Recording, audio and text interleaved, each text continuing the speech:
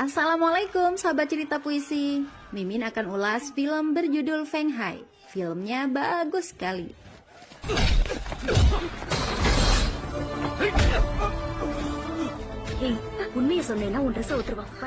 Kita colek dulu para penonton seperti akun bernama Nil Pinambani, Ijai, Miss Nadi, Ahmad Kurtubi, Iklima Murdani, Julkarnain Lesi, Fei Begoni, Runi Wahyuni, Hanafi, dan semuanya hingga di luar negeri.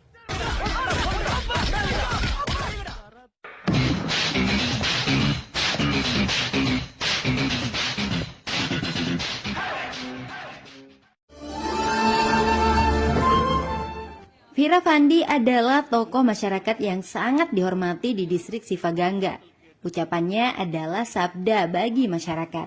Selain memiliki harta berlimpah, Vira Vandy dikenal pemurah. Dia membantu setiap masyarakat yang memiliki masalah.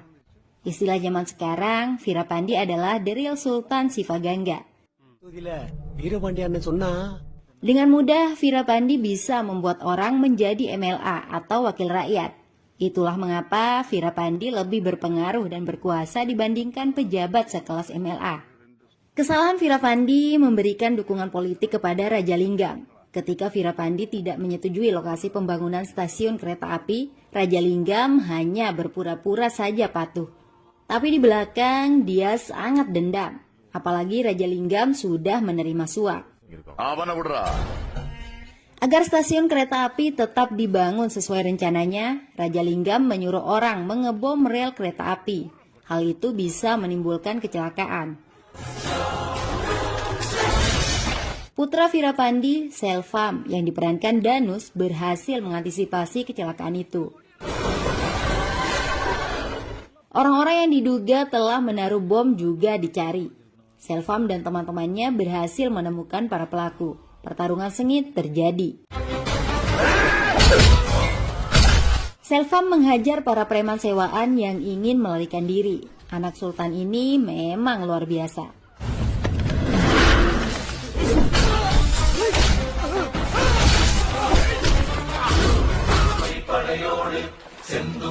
Apa yang dilakukan Selvam adalah untuk membantu pekerjaan baik ayahnya. Selvam sangat menghormati ayahnya. Saking hormatnya, dia sampai malu makan jika ada ayahnya di rumah. Keberhasilan Selvam menangkap pelaku justru dianggap ceroboh oleh ayahnya. Vira Vandy sengaja membiarkan pelaku tidak tertangkap agar dalangnya bisa dilacak. Vira Vandy ingin anaknya bisa lebih dewasa dan bijak dalam bertindak. Oleh karena itu, Selvam dibuatkan paspor untuk bekerja di luar negeri. Tapi Selvam lebih memilih bekerja di India saja. Dia bisa belajar bisnis di tempat pamannya, Mariapan, yang tinggal di Trichy. Saya tidak akan pulang kecuali ayah yang suruh, janji Selvam. Kepergian Selvam ke Trichy sudah disiapkan kendaraan dan dikawal anak buah ayahnya. Ternyata Selvam tidak suka itu. Dia memilih pergi dengan motor saja, sehingga tidak ada yang mengetahui identitasnya. Ibu Selvam sangat berat hati melepas putranya pergi. Vira Vandy menjelaskan alasan sebenarnya mengirim Selvam pergi demi keamanannya. Jalan hidup yang dipilih Vira Vandy membuat kekerasan selalu dekat dengannya.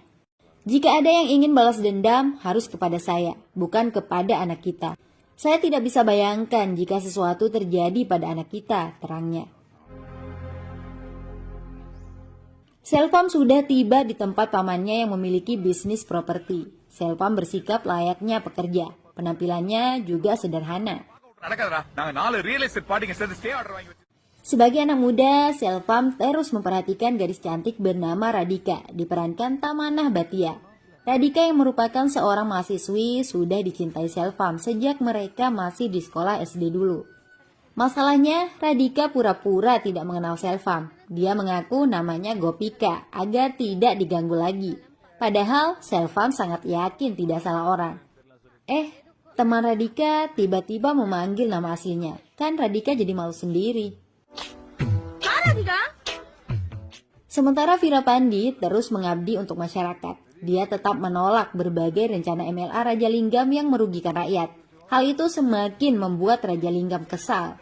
Untuk membuat Virapandi tidak lagi ikut campur, secara diam-diam Raja Linggam memerintahkan gangster Anburaj di Trichy untuk membunuh Selvam. Karena jika anaknya mati, Virapandi pasti enggan mengurus masalah lagi. Raja Linggam tidak mengungkapkan jika targetnya adalah anak Virapandi. Anburaj mengirim anak buahnya, Peter, untuk menghabisi Selvam. Masalah harus dibuat terlebih dahulu agar pembunuhan yang terjadi seolah-olah tidak terencana. Ketika Selvam di kantor pamannya, Peter datang petantang-petenteng. Peter bersikap sangat angkuh sebagai preman setempat. Dia berusaha membuat keributan agar ada alasan membunuh Selvam. Peter menyuruh Selvam membeli teh, tapi teh itu justru dibuang ke muka Selvam dengan alasan tidak enak. Hebatnya, Selvam tetap tenang dan tidak terpancing. Masalah pun tidak bisa dibesar-besarkan.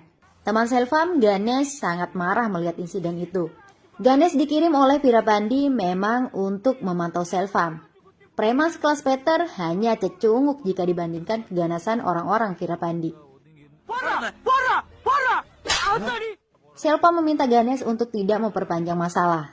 Selvam tidak ingin orang-orang di Trichy mengetahui identitasnya, bahwa dia adalah anak sultan, sang penguasa distrik Sivaganga. Selvam lebih tertarik mengejar cinta monyetnya, Radhika. Tapi Radhika masih saja pura-pura tidak mengenal Selvam. Lagi-lagi teman SD mereka yang lain mengenal Radhika. Radhika semakin dibuat salah tingkah. Meski selalu diabaikan, Selvam tetap menggoda Radhika. Kekesalan Radhika membuncah ketika Selvam menanyakan ayahnya. Selvam tidak tahu jika ayah Radhika sudah meninggal. Selvam mengajak Radhika ketemuan di restoran untuk minta maaf. Saat itu Selvam juga mengungkapkan cintanya, tapi Radhika langsung menolak untuk berpacaran, apalagi dia tinggal bersama pamannya. Pertemuan Radhika dengan Selvam dilihat sendiri oleh pamannya yang kebetulan rapat di restoran yang sama. Paman dan bibinya menjadi sangat kecewa karena Radhika dianggap pacaran. Sikap Radhika menjadi lebih tegas ketika Selvam datang. Tapi Selvam mengaku tidak akan mengganggu lagi. 6 bulan lagi saya akan datang. Jika kamu menjawab iya, kita akan menikah. Jika kamu bilang tidak, saya akan pergi, ucap Selvam. Sejak saat itu, Selvam tidak lagi melakukan PDKT. Jangankan menggoda Radhika, melihatnya saja enggan. Selvam benar-benar tidak mengganggu Radhika sesuai ucapannya. Sebelum 6 bulan, Paman Radhika ditimpa masalah. Tanah yang sudah dibeli akan diambil pemerintah karena ada perluasan bandara. Hal itu membuat Radhika ikut sedih. Teman Radhika, Jayanti, menceritakan masalah tersebut kepada Selvam. Kebetulan tanah itu dulunya dibeli kepada paman Selvam, Mariapan. Selvam memaksa pamannya untuk mengembalikan uang Ramanathan, yang merupakan paman Radhika. Jika tidak, rumah Mariapan akan dibakar. Terpaksa deh Mariapan menuruti kemauan Selvam. Masalah Radhika pun selesai.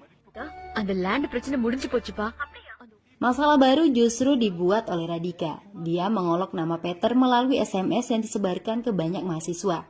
Penyebabnya, Peter sudah berbuat kurang ajar kepada teman Radhika. Peter tidak terima. Dia mengamuk di kampus mencari orang yang berani mengoloknya. Radhika dalam bahaya.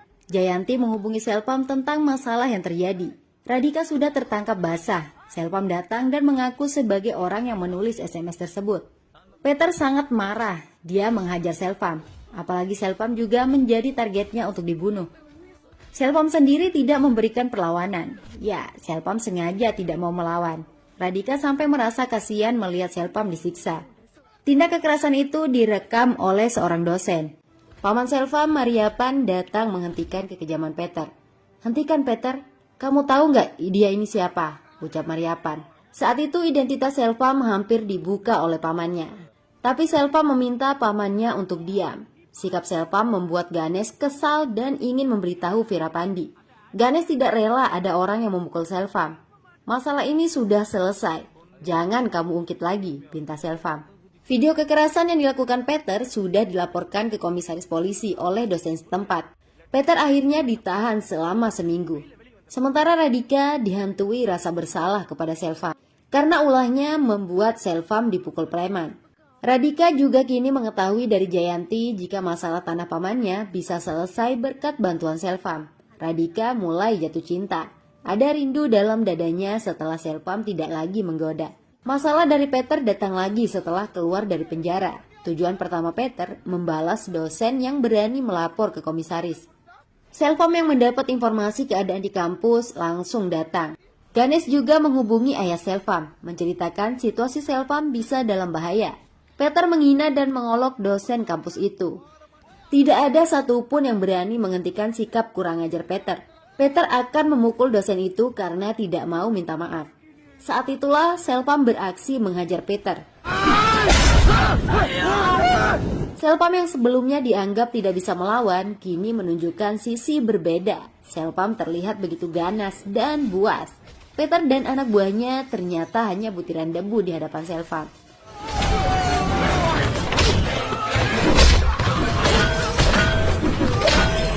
Peter dan gengnya kewalahan. Mereka kabur dan mengancam akan balik lagi untuk membunuh Selvam.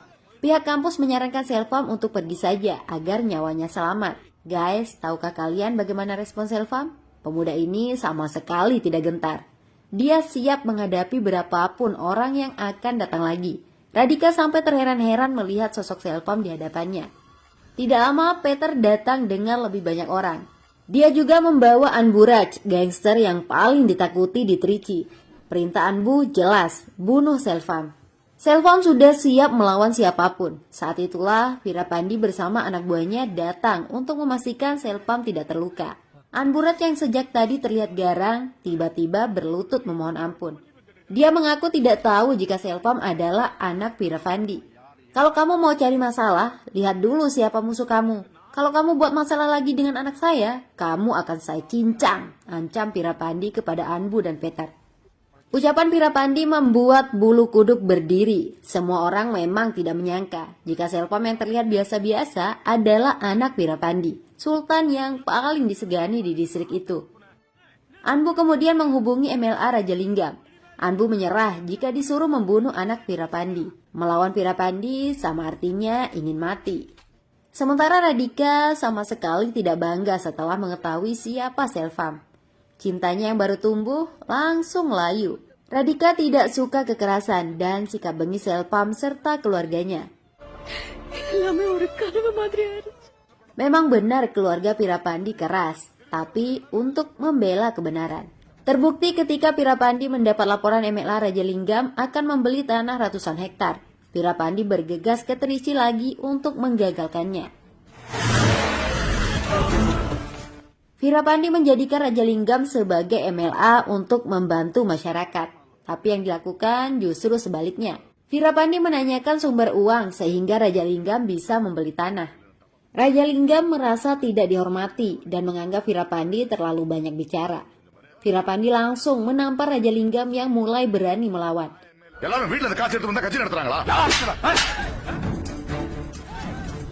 Atas saran Selvam, tanah yang sudah dibeli dan didaftarkan ke BPN itu kemudian disumbangkan. Raja Linggam tidak bisa berbuat apa-apa. Dia bisa dibunuh saat itu juga jika berani melawan. Ketika kamu ambil uang rakyat, kamu sudah tidak pantas jadi MLA lagi. Kamu harus mengundurkan diri dalam jangka waktu 15 hari. Jika tidak, kamu akan mati, ancam Virapandi. Peristiwa itu membuat Raja Linggam semakin dendam, tapi menargetkan Virapandi sangat sulit, sehingga Selvam yang harus mati. Besok, anak Virapandi harus mati, tegas Raja Linggam. Besoknya, Virapandi mengetahui nyawa anaknya dalam bahaya melalui Anburaj. Namun, para pembunuh dari Madurai sudah menyerang Selvam. Virapandi menghubungi semua jejaringnya untuk menemukan dan melindungi Selvam.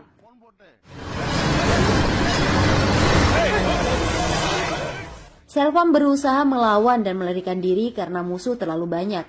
Punggung Selvam terkena tebasan parang di jalan raya. Kini tidak ada pilihan lain lagi bagi Selvam, kecuali membunuh atau dibunuh. Selvam kemudian tampil garang menghabisi musuh-musuhnya. Dia membunuh para penjahat itu di siang bolong. Masyarakat yang ada hanya jadi penonton dan merekamnya untuk diposting di media sosial. Virapandi sendiri tiba setelah musuh tumbang. Pembunuhan itu sudah menyebar karena banyak masyarakat merekamnya. Kepolisian terpaksa harus menahan Selvam selama 15 hari. Virapandi kini benar-benar murka kepada MLA Rajalinggam karena sudah mencoba membunuh Selvam. Virapandi akan membunuh Rajalinggam yang saat ini masih menghadiri acara partai di Chennai. Tapi kali ini Selvam yang menenangkan ayahnya agar tidak mengambil tindakan tergesa-gesa. Selvam sudah dimasukkan ke penjara. Virapandi pulang ke rumah dengan kesedihan. Istrinya menyalahkan Virapandi atas apa yang menimpa Selvam. Hal itu membuat Virapandi semakin gusar dan ingin menghabisi Rajalinggam. Setelah 15 hari, Selvam pulang dari penjara. Keluarga menyambutnya penuh sukacita. Rajalinggam juga pulang dari Chennai. Jika sebelumnya dia takut bertemu Virapandi, kini justru datang menggunakan helikopter. Keberanian Rajalinggam datang ke sarang musuh karena saat ini dia seorang menteri. Ya, Rajalinggam sudah dilantik menjadi menteri setelah menteri sebelumnya dicopot dari jabatannya. Rajalinggam begitu sesumbar. Dia mulai menebar ancaman untuk Virapandi. Saya akan tampar kamu di tempat keramaian dan saya akan pancung kepala kamu, ucapnya pergi. Mendidih darah Selvam melihat ayahnya diancam. Selvam langsung menemui Rajalinggam di rumahnya. Ancaman kepada ayahnya sangat menyakiti hati Selvam. Tidak ada yang boleh mengancam ayahnya seperti itu. Dengan penuh keberanian, Selvam menantang Rajalinggam untuk membuktikan ancamannya. Saya beri Anda waktu 1 bulan. Jika Anda bisa pancung kepala ayah saya, semua keluarga saya akan sembah kaki Anda. Jika saya tidak pancung kepala Anda, ayah saya yang akan datang menyembah Anda. Artinya, saya pasti akan pancung kepala Anda, tegas Selvam. Selain menjaga ayahnya, Selvam tidak lupa jika hari itu adalah 1 April. Sudah saatnya Selvam menemui Radhika lagi setelah 6 bulan. Dengan pengaruhnya, Selvam bisa membuat Radhika diturunkan dari bis. Saat itu, Radhika mengakui jika dirinya sudah jatuh cinta. Tapi semuanya buyar setelah mengetahui Selvam dan keluarganya sering melakukan kekerasan. Radhika tidak bisa menerima semua itu.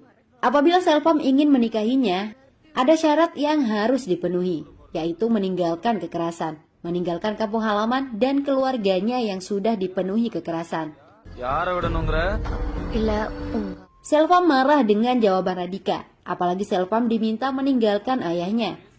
Kita bisa berkorban apa saja demi cinta, tapi kamu minta saya korbankan keluarga, saya akan lupakan kamu, ucap Selvam pergi.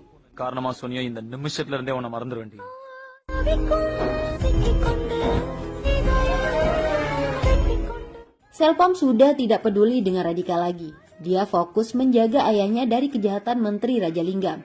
Apalagi ada informasi yang didapatkan, pasukan polisi yang dipimpin DSP akan melakukan penggerebekan. Uang palsu sudah dimasukkan ke rumah Virapandi sebagai jebakan agar ada alasan menangkap Virapandi. Rencana jahat itu berhasil diantisipasi. Uang palsu berhasil diamankan, sehingga rencana DSP tidak berjalan lancar. Selanjutnya, Selvam tiba-tiba diajak ketemuan oleh Radhika. Selvam diajak langsung menikah. Radhika mengaku tidak bisa hidup tanpa Selvam. Pertemuan yang romantis itu juga dilihat oleh ibu Radhika. Besoknya, Radhika datang langsung ke rumah Selvam. Dia disambut baik. Virapandi juga merestui hubungan mereka. Virapandi rupanya mengenal orang tua Radhika. Ayahnya, Manikavel, sudah meninggal. Sementara Menteri Rajalinggam semakin gusar. Dia menargetkan langsung Virapandi untuk dibunuh. Kebetulan Virapandi akan menghadiri sebuah acara di wilayah Tanjavur. Menteri menyewa orang untuk menabrak mobil Virapandi. Rencana itu bocor. Karena salah seorang sopir di rumah Menteri, Manikam, adalah mata-mata Virapandi. Oleh karena itu, Virapandi akan pergi dengan kereta api. Hal yang mengejutkan, Radhika menelpon pihak Menteri, menginformasikan jika Virapandi akan pergi naik kereta api. Perintah baru dikeluarkan Menteri, Virapandi harus dibunuh di dalam kereta api. Selvam memiliki firasat buruk membiarkan ayahnya pergi. Dia dan teman-temannya kemudian ikut masuk kereta api. Insting Selvam tidak keliru. Mereka menemukan preman sewaan Menteri. Untuk mengibuli menteri, Pirapandi turun di stasiun lain dan melanjutkan perjalanan menggunakan mobil. Namun diketahui oleh anak buah menteri. Selpam menghajar preman bayaran yang sudah menunggu di stasiun. Selpam benar-benar garang karena ini menyangkut keselamatan ayahnya. Pirapandi yang menaiki mobil berwarna marun tetap diincar. Orang suruhan menteri justru menabrak mobil berwarna marun milik orang lain.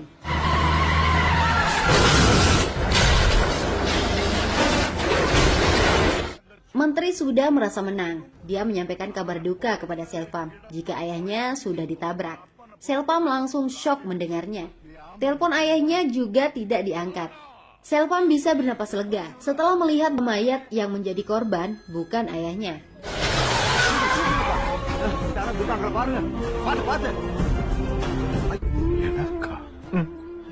Pirapandi kemudian pulang ke rumah membatalkan kunjungan. Tapi di rumah nyawanya juga terancam. Kopi yang diminum sudah diracun seseorang. Pirapandi langsung pergi ke rumah sakit.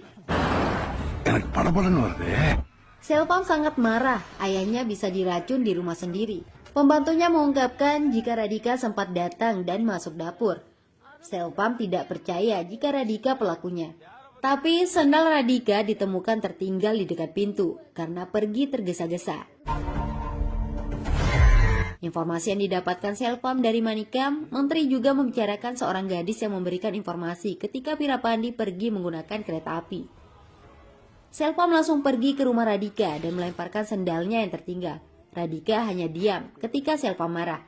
Ibu Radhika, Padmavati yang angkat bicara jika tujuan Radhika memang untuk membunuh Pirapandi. Mendengar itu, Selpam menampar Radhika. Ternyata Radhika ingin balas dendam atas kematian ayahnya yang dianggap dibunuh oleh Pirapandi. Sakit hati Selpam mendengar semuanya. Dia tidak menyangka calon istrinya tega ingin membunuh orang yang paling dihormati oleh Selpam. Kamu memanfaatkan cinta saya. Kamu membunuh saya hidup-hidup. Pelacur saja tidak pernah berpura-pura menjadi kekasih, ujar Selpam menangis. Pirapandi juga datang ke rumah Radhika. Pirapandi menegaskan dirinya memang sempat mengancam ayah Radhika karena menerima suap, tapi orang lain yang melakukan pembunuhan. Semua orang percaya saya tidak membunuh, tapi kenapa kalian tidak percaya? Teriak Pirapandi. Radhika dan keluarganya sangat menyesal. Selpam juga sudah patah hati. Besoknya, Radhika datang lagi menemui Selpam, tapi dia datang bukan untuk minta maaf. Radhika datang untuk berpamitan. Dia dan keluarganya akan pindah karena merasa malu. Benar saya racuni ayah kamu, tapi benar juga saya mencintai kamu. Jangan hina cinta saya, ucapnya pergi. Selpam membiarkan Radhika pergi. Orang tua Selpam memintanya untuk membawa Radhika pulang ke rumah. Karena Radhika sebenarnya gadis baik hati yang menjadi korban hoaks. Di stasiun kereta api, Radhika masih menyesali apa yang sudah terjadi. Radhika merasa tidak pantas hidup lagi, sehingga ingin bunuh diri. Beruntung, Selpam datang tepat waktu. Selpam mengajak Radhika kembali, tapi Radhika tidak mau. Selpam kemudian menampar Radhika lagi. Kamu selalu buat keputusan yang salah. Saya tidak bisa hidup tanpa kamu, ucap Selpam yang disambut pelukan Radhika.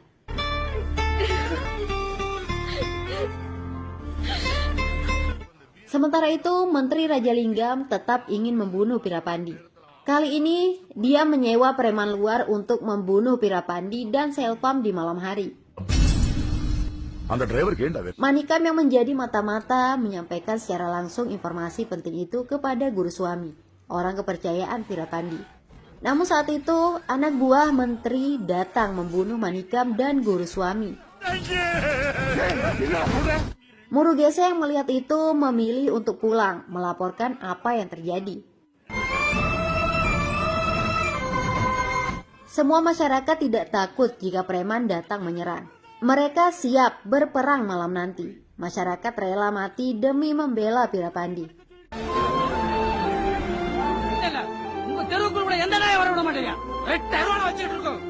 Veerapandi dan Selvam tidak ingin ada masyarakat terluka. Peperangan hanya bisa dihentikan jika Raja Linggam dibunuh terlebih dahulu. Kami bisa melakukan itu. Kami pastikan akan membunuh mereka sebelum kami mati, ucap Selvam. Veerapandi berat hati mengizinkan Selvam. Ibu Selvam juga menangis mendengar rencana anaknya. Ibunya sangat takut jika terjadi apa-apa dengan Selvam.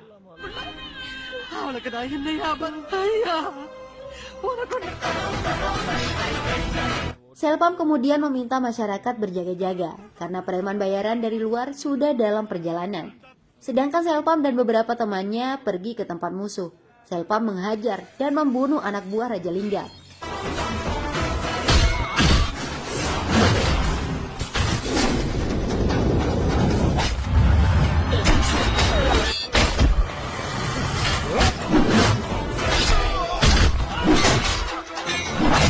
Selvam meminta orang kepercayaan Raja Linggam, Manachari, memberitahukan Raja Linggam jika Veerapandi sudah ditangkap. Raja Linggam sangat bersemangat datang ke lokasi untuk membunuh Veerapandi dengan tangannya sendiri. Tapi Raja Linggam justru hanya menemukan Selvam. Duel maut pun terjadi. Dan Selvam berhasil membunuh Menteri Raja Linggam malam itu.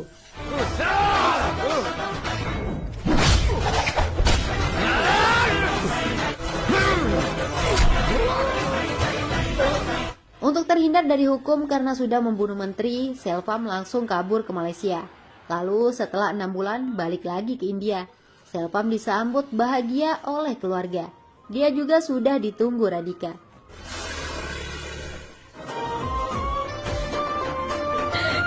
Sudah dulu ya, sampai jumpa.